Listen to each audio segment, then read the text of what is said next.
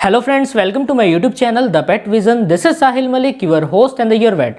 तो गाइस, आज की जो वीडियो का टॉपिक है, मोस्ट इंपॉर्टेंट टॉपिक है। मैं आपसे आशा करूंगा आप इस वीडियो को एंड तक देखेंगे और वीडियो को स्किप नहीं करेंगे, बिकॉज गाइस अगर आपने स्किप की और एक भी पॉइंट मिस हो गया तब आपका जो डॉग है बहुत गंभीर समस्या से सफर कर सकता है। तो गाइस मैं आपसे यही आशा करूंगा। तो गाइस आज की वीडियो में आज हम बात करने वाले हैं कुछ विंटर में होने वाली इलनेसेस इन डॉग, यानी आपका जो डॉग है किन किन बीमारियों से ग्रस्त हो सकता है विंटर के सीजन में। तो गाइस स्पेशली तो सबसे जो इंपॉर्टेंट एक डिजीज है वो है पार्वो वायरस। जैसे ही विंटर का सीजन स्टार्ट होता है पार्वो वायरस के केसेस आने बहुत ज़्यादा स्टार्ट हो जाते हैं, जैसा कि आजकल के सीजन के दौरान ऐसा हो रहा है। तो गाइस विंटर सीजन में जो मोस्ट जो कॉमन जो इलनेस है, सबसे पहले जैसा कि आपको स्क्रीन पे भी एक फोटोग्राफ नजर आ रही होगी, हाइपोथर्मिया। तो गाइस ये हाइपोथर्मिया क्या होता है? हाइपो का मतलब होता है लो एंड थर्मिया का मतलब होता है टेम्परेचर।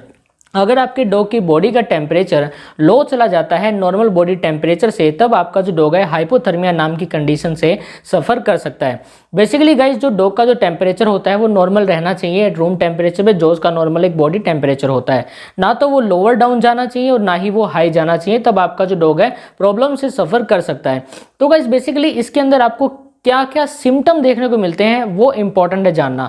सबसे पहले तो गाइज आपको सिम्टम देखने को मिलेगा, आपके जो डॉग की जो बॉडी है शिवर करेगी, यानी शिवरिंग होना स्टार्ट हो जाएगा। साथ में आपके डॉग को वीकनेस आ जाएगी, लिथर्जिक कंडीशन में चला जाएगा, यानी आपका जो डॉग है बहुत ज़्यादा सुस्त हो जाएगा, खाना नहीं खाएगा, एनोरेक्सिया का शिकार हो जाएगा, रेस्टलेस हो जाएगा। आपका जो डॉग है एक टाइप का एक डिप्रेशन भी हो जाएगा, जिसकी वजह से वो आपको रिफ्यूज़ करेगा रिकॉग्निशन में, यानी आपको वो पहचान नहीं पाएगा। आपके जो डॉग की जो मसल है बहुत ही ज़्यादा स्टिफ हो जाएगी। साथ में ही आपके डॉग की जो हार्ट बीट है, जो हार्ट रेट है, बहुत ही स्लोवर डाउन चली जाएगी, जो बहुत ही एक समस्या है। बेसिकली इसका अगर मैं आपको प्रिवेंशन बताऊं तब गाइस आपको अपने डॉग को, अगर आपका डॉग हाइपोथर्मिया नाम की कंडीशन से सफर कर रहा है तो इमीडिएटली उसको कोई वार्म जो ब्लैंकेट होता है आप वो उड़ा दीजिए, या उसको फायर के पास ले जाइए। मतलब अपने को हीट देनी है उसको, कैसे भी करके दो, आप हीटर वगैरह लगाओ या किसी भी तरह से आप उसको हीट दो। सेकंड जो गाइज मोस्ट जो कॉमन एक इलनेस है, जैसा कि आपको स्क्रीन पे नजर आ रहा होगा, फ्रोस्ट बाइट।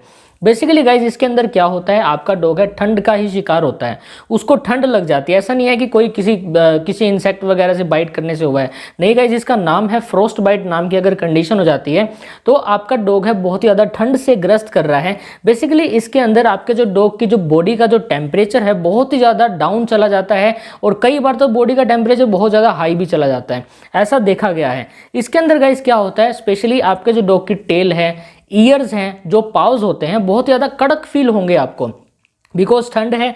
ठंड के अंदर वैसे ही कोई भी अगर चीज़ रख दे तो वो जम जाती है। तो आपके डॉग के बॉडी के साथ भी ऐसा होता है, वो जो पार्ट्स है वो जम जाएंगे, बहुत ही ज़्यादा कड़क हो जाएंगे।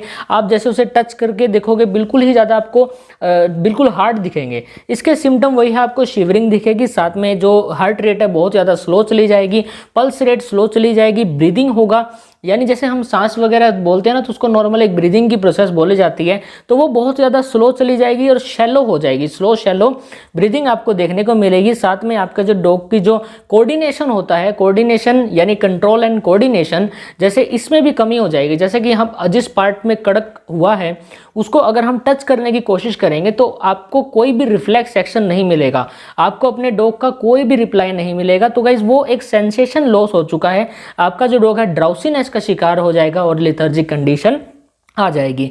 आगे जो गाइज मेन एक इंपॉर्टेंट एक इलनेस है, इसे जरूर ध्यान से समझो, ये है गाइज स्निफल्स। इसके अंदर गाइज क्या होता है, अपर रेस्पिरेटरी ट्रैक्ट इन्फेक्शन हो जाता है। वो इन्फेक्शन ठंड की वजह से ही होता है। बेसिकली इसके अंदर आपको रनी नोज देखने को मिलेगी, यानी आपके डॉग की जो नोज से पानी आना स्टार्ट हो जाएगा, थोड़ी सी आपको स्लाइटली कफ नजर आएगी। साथ में ही जो डॉग की जो आईज होती हैं उसमें थोड़ा थोड़ा वाटरी डिस्चार्ज आएगा, ज़्यादा नहीं आएगा, ठीक है, वाटरी डिस्चार्ज आपको देखने को मिलेगा। आपका जो डॉग है लेथर्जी की कंडीशन में चला जाएगा, फैटीग हो जाएगा बेसिकली, और स्नीजिंग आपको इसके अंदर दिखने वाली है। आगे जो मोस्ट एक कॉमन एक इलनेस है वो है गाइज फ्लू और निमोनिया। तो गाइज ये जो फ्लू और निमोनिया है ये एल्डर जो डॉग्स होते हैं, यानी जो यंग जो डॉग्स होते हैं, जो हमारे पपीज होते हैं, बहुत क्यूट से जो होते हैं, उनके अंदर हो जाती है। तब गाइज आपको ये बीमारी नहीं होने देनी है आपके डॉग को। बेसिकली इस डिजीज के अंदर क्या होता है, निमोनिया मतलब ही क्या होता है, इन्फ्लामेशन ऑफ द लंग्स। अगर लंग्स में किसी भी तरह का इन्फ्लामेशन है, कोई भी तरह का बैक्टीरियल इन्फेक्शन है, तो वो निमोनिया क्रिएट करवा देता है। आपका डॉग निमोनिया से सफ़र कर रहा होगा। इसके अंदर आपके डॉग की जो खांसी है, कई बार आपको ड्राई भी देखने को मिलेगी, कई बार आपको मॉइस्ट भी देखने को मिलेगी, स्नीजिंग मिलेगी, रनी नोज यानी नोज से पानी आना स्टार्ट हो जाएगा। आपके डॉग के अंदर इसमें ईयर इन्फेक्शन भी हो सकता है। साथ में ही स्नीजिंग तो मैंने आपको बोला, कई बार कफिंग जब करता है और जब स्नीजिंग करता है उसके अंदर आपको ब्लड भी आना दिख सकता है, तो ये भी एक सिम्टम इसका इंपॉर्टेंट है। फीवर हो सकता है आपके डॉग को, रनी आइज भी हो जाएगी, नोज के साथ साथ आइज हो जाएंगी। साथ में आपका जो डॉग है एनोरेक्सिया का शिकार हो जाएगा, यानी आपका डॉग एनोरेक्टिक हो जाएगा। एनोरेक्टिक मतलब क्या होता है, भूख नहीं लगेगी उसे। आगे जो है गाइज मोस्ट इंपॉर्टेंट है, इसको भी ध्यान से देखें, वो है गाइज कैनल कफ। अगर आप कैनल कफ के बारे में डीपली जानना चाहते हो तो हमारे चैनल पे वीडियो ऑलरेडी अवेलेबल है, आप हमारे चैनल पे विजिट करके उसे ज़रूर वॉच कर सकते हैं। तो गाइस कैनल कफ के अंदर बेसिकली आपको नाम से पता चल रहा है, ये एक कफ होती है। ये एक वायरल बैक्टीरिया की वजह से होती है, जो एक कॉन्टेजियस एक बीमारी है। अगर एक डॉग के अंदर होगी तो वो बाकी सभी डॉग्स के अंदर भी हो जाएगी। तब आपको इस चीज़ के बारे में पता होना चाहिए, इस चीज़ के बारे में आपको अवेयर रहना बहुत ही ज़्यादा ज़रूरी है। बेसिकली इसके अंदर आपको कफ देखने को मिलेगी, आई डिस्चार्ज मिलेगा, स्नीजिंग मिलेगा, नॉर्मल से जैसे सिम्टम मैंने आपको पहले बताए हैं आपको ये देखने को मिल सकते हैं, रनी नोज मिलेगी, और साथ में ही गाइस आपको इसके अंदर फीवर, एनोरेक्सिया और स्नीजिंग देखने को मिलेगी। तो गाइस अगर हम बात करते हैं कैनल कफ की, कैनल कफ की गाइस वैक्सीनेशन भी होती है। अगर आप वो वैक्सीनेशन नहीं करवा रहे हो तब गाइस कई बार ऐसी सिचुएशन आ सकती है, आपका जो रोग है कैनल कफ से भी सफ़र कर सकता है। बेसिकली ऐसा नहीं है कि कोई ये ठंडे इलाकों में होने वाली ये कंडीशन है, ये किसी भी इलाकों में हो सकती है, जहाँ पे आप रह रहे हो वहाँ भी ऐसा हो सकता है, बिकॉज ये कंटेजियस है। अगर आपको कोई ऐसा इफेक्टेड डॉग मिल गया, अगर हेल्दी डॉग के कॉन्टैक्ट में आ रहा है, तब ये बीमारी फैल सकती है। तो गाइस इसकी वैक्सीनेशन करवाना बहुत ही ज़्यादा ज़रूरी है। और गाइस जैसा कि स्क्रीन पर आपको एक सिरप नज़र आ रही होगी, आप ये ज़रूर पिलाएं उसको।